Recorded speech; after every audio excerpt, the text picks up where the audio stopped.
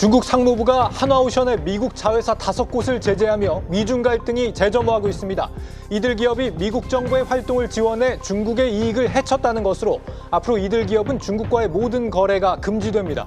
한편 이런 가운데 한화오션은 서구권과의 협력을 강화하고 있습니다. 이달 초 캐나다 해군 쇄빙선에 대한 정비 보수 사업을 완료한 것으로 한국경제TV 취재 결과 확인됐습니다.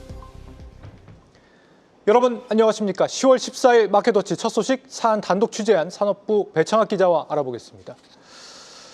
배 기자, 일단 이 문제부터 우리가 좀 짚고 가지 않을 수가 없습니다. 지금 증시가 급락 중인 배경도 이거라고 볼 수 있겠는데요. 중국 상무부가 한화그룹 산하 5개 이 미국 자회사 제재를 발표했습니다. 이들 기업과의 거래와 협력을 모두 금한다. 왜 하필 우리 기업이고 그중에서도 한화오션이냐 상당히 좀 의문이 가는데 이 부분 어떻게 봐야 됩니까?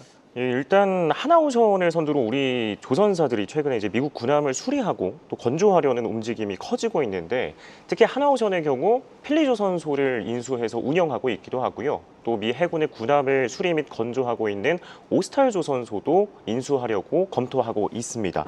그래서 이제 미중 패권을 두고서 해양 패권을 두고 한화오션이 계속해서 이제 미국 측에 손을 들어주다 보니까 이 경고성의 조치로 풀어지고요. 이 말씀 주신 것처럼 중국이 한화오션의 미국 자회사 5곳을 제재 명단에 올리며 미국과 중국 간의 갈등이 조선업으로 번지게 됐습니다. 중국 상무부는 보시는 것처럼 오늘 미국이 중국에 대해 취한 조선업 무역법 301조 조사 조치에 반격하기 위해 한화오션 주식회사 5개 미국 자회사에 대한 반격 조치 채택에 관한 결정을 공표한다며 미국을 압박하고 있는데요. 미 현재 조선소를 운영하는 등 미국과 파트너십을 맺고 있는 한화오션이 유탄을 맞게 됐습니다. 제재가 이제 미국 법인이다 보니까 이 중국과의 거래는 사실상 활발하진 않습니다. 그렇다 보니 직접적인 타격이 될 가능성은 작은데 중국산 부품에 대한 공급망 등이 막힐 수 있어서 간접적인 피해는 입을 수 있습니다. 이번 조치에 따라서 한화오션이 중국 중심의 공급망을 재편하고 북미 사업 비중을 늘릴 것으로 보여지고요. 실제로 전문가들도 한화오션이 북미의 탈중국화 기조에 따라서 공급망을 다시 짜고 기자재 국산화에도 속도를 낼 것이라고 분석하고 있습니다. 제재는 단기적으로는 부담인데 중장기적으로는 한화오션이 북미 중심 포트폴리오 전환이 가속화되는 촉매제가 될 것으로 예상되고 있습니다. 예, 지금 이와 함께 미국 국적 선박에 특별 항만 요금을 부여한다 이런 조치도 동시에 취해지면서 국내 해운주들이 같이 강세를 보이고 있는데, 네, 그런 와중에도 외국인들은 우리 증시로 계속 유입이 되고 있다는 점은 그래도 좀 고무적인 부분 같습니다. 네. 미중 갈등이 불똥이 지금 우리한테 튀는데, 근데 오늘 배창학 기자가 준비한 소식이 그나마 좀 반갑습니다.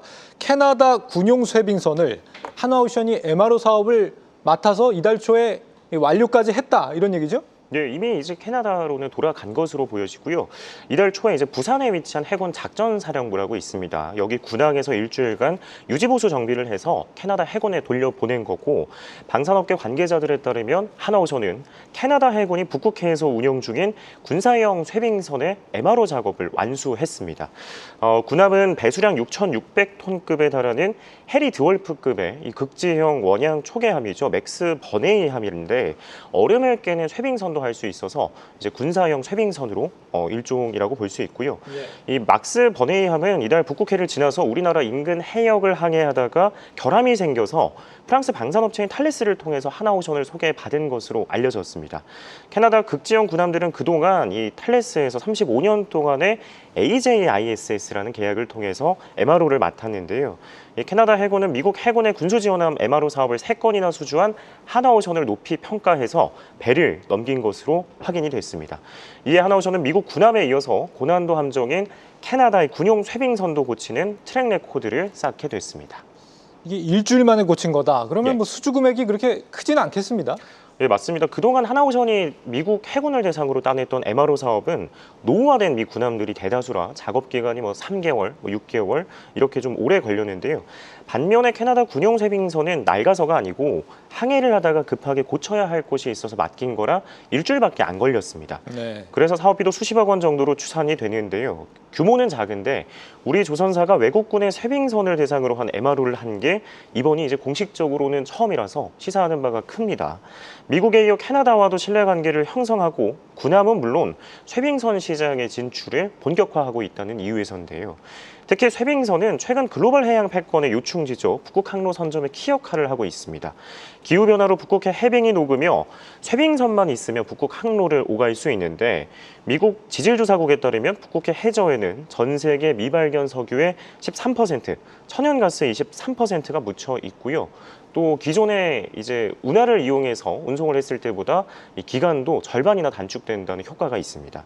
이에 이제 세계 각국이 낡은 쇠빙선을 보수하고 막대한 예산을 확보해서 신형선을 수십 척씩 발주하고 있어서 하나오션이 이번 MRO 작업 완수와 인도를 통해서 기술력을 입증했으니 시장에서의 입지도 넓어질 것으로 전망됩니다. 이게 단순히 수리를 넘어서 앞으로 이 건조까지도 이어질 수 있다 이런 의미라고요.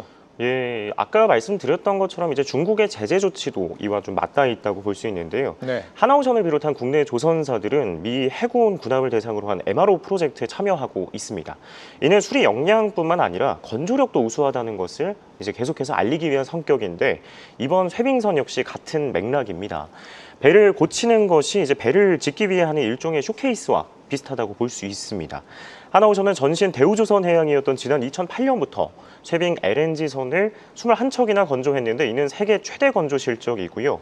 캐나다는 현재 6척인 쇠빙선을 오는 2030년 24척으로 늘릴 예정이고 이번 MRO를 기점으로 이에 하나오션도 건조해서 수혜를 기대할 수 있게 됐습니다.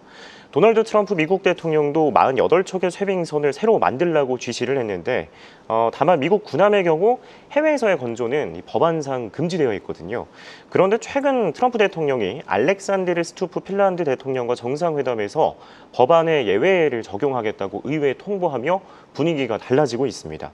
핀란드로부터 11척의 쇠빙선을 사기로 했는데 의회에 7척은 미국에서 만들고 또 4척은 핀란드에서 만들겠다고 통보하며 길이 열린 겁니다. 하나오션이 당장은 캐나다와 미국에서 이 사업을 수주하는 것은 아니지만 전 세계적으로 쇠빙선 수요가 증가하고 있어서 조만간 일감을 따낼 가능성이 커지고 있는 상황입니다. 네. 배 기자 수고 많았고 중국 제재 이슈는 앞으로 조금 더 취재해 주기 바랍니다. 네, 알겠습니다. 네, 배창학 기자였습니다.